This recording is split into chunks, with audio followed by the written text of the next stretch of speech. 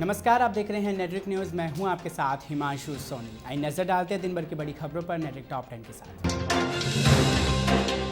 दिल्ली के कई इलाकों में आज भी उपद्रव जारी। बाबरपुर, मौजपुर, जाफराबाद, भजनपुरा समेत पूरे उत्तर पूर्वी दिल्ली में मचा कोहराम। सीएए को लेकर हुई हिंसा की आग में झुलसे कई इलाके। भजनपुरा इलाके में दो गुटों में जमकर हुआ पथराव। सीएए के समर्थकों और विरोधियों ने आपसी झड़प में एक दूसरे पर जमकर किए हमले। वहीं अब हिंसा में मरने वालों की संख्या पहुंची 9। सीएम केजरीवाल ने हालातों को लेकर जाहिर की चिंता। दिल्ली हिंसा को लेकर बीजेपी में बड़ी फूट। पूर्वी दिल्ली लोकसभा सांसद गौतम गंभीर ने दिया बड़ा बयान।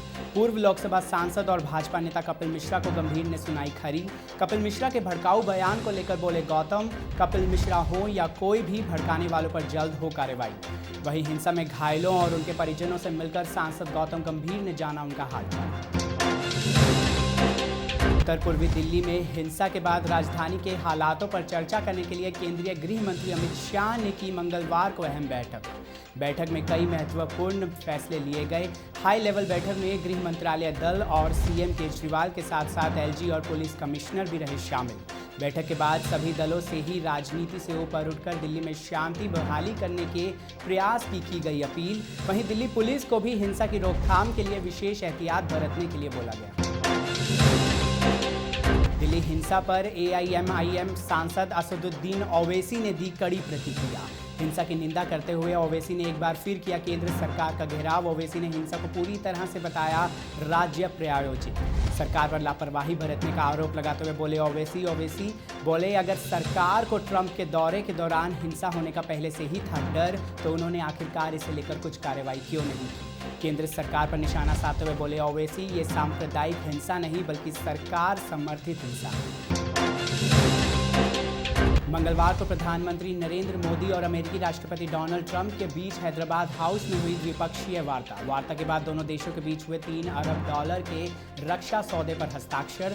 दोनों देशों में ऊर्जा के क्षेत्र में सहयोग पर हुई चर्चा। दोनों वैश्विक नेताओं ने एक स्वर में आतंकवाद को सुनाई खरी। ट्रंप ने भारत के दौरे को कभी नहीं भूलने की कही बात। साथ ही उन्होंने शानदार स्वागत के लिए भारतीयों को कहा धन्यवाद। ट्रंप बोले, दोनों देशों में दोस्ती और गहरी हुई। भारत दौरे के दूसरे दिन राष्ट्रपति भवन पहुंचने के बाद दिल्ली के राजघाट पहुंचकर अमेरिकी राष्ट्रपति डोनाल्ड ट्रंप ने महात्मा गांधी को दी श्रद्धांजलि। डोनाल्ड ट्रंप, मेलानिया ट्रंप ने राजघाट पहुंचकर एक पौधे को भी लगाया। साथ ही ट्रंप ने राजघाट की विजिटर बुक पर भारत के नाम लिखा एक संदेश। वहीं राष्ट्रपति भवन में पारंपरिक तरीके से ट्रंप एंड फैमिली का हुआ भव्य स्वागत। राष्ट्रपति ट्रंप को दिया गया गार्ड ऑफ ऑनर और 21 तोपों की सलामी। निर्भया के दोषियों को अलग अलग फांसी देने की केंद्र की याचिका पर सुप्रीम कोर्ट ने एक बार फिर से 5 मार्च तक के लिए टाली सुनवाई, जिसके बाद दोषियों को 3 मार्च को फांसी दिए जाने पर एक बार फिर उठा सवाल। गौरतलब है कि 4 में से 3 दोषियों के सभी कानूनी विकल्प हो चुके हैं खत्म। वहीं चौथा दोषी पवन अपने विकल्प इस्तेमाल करने का इच्छुक नहीं। बांग्लादेश क्रिकेट बोर्ड मार्च में घोषित की एशिया 11 टीम। बीसीबी की टीम में शामिल हैं विराट समेत 6 भारतीय खिलाड़ी। अगले महीने बांग्लादेश में एशिया 11 और वर्ल्ड 11 के बीच 2 T20 मैच का होगा आयोजन। 18 से 21 मार्च तक खेले जाने वाले इन 2 T20 मैच के लिए घोषित हुई एशिया टीम में एक भी पाकिस्तानी खिलाड़ी शामिल नहीं। दिल्ली हिंसा पर भड़के जावेद अख्तर ने दी अपनी प्रतिक्रिया। उपद्रवियों की पत्थरबाजी और आगजनी और हेड कांस्टेबल समेत 9 लोगों की मौत पर जावेद अख्तर ने जाहिर की नाराजगी। बीजेपी नेता कपिल मिश्रा पर निशाना साधते हुए जावेद ने किया ट्वीट। जावेद बोले, दिल्ली में हिंसा का स्तर बढ़ता ही जा रहा है। सभी कपिल मिश्रा धीरे धीरे सामने आ रहे हैं। 15,000 रुपए से भी कम कीमत के साथ भारतीय बाजार में लॉन्च हुआ सैमसंग गैलेक्सी M31। स्मार्टफोन में ग्राहकों को मिला quad camera setup, powerful processor और HD स्क्रीन का सपोर्ट। फास्ट चार्जिंग फीचर और वाटर ड्रॉप स्टाइल नॉच के साथ पेश हुए स्मार्टफोन को 2 कलर ऑप्शंस ब्लैक और ब्लू में उतारा।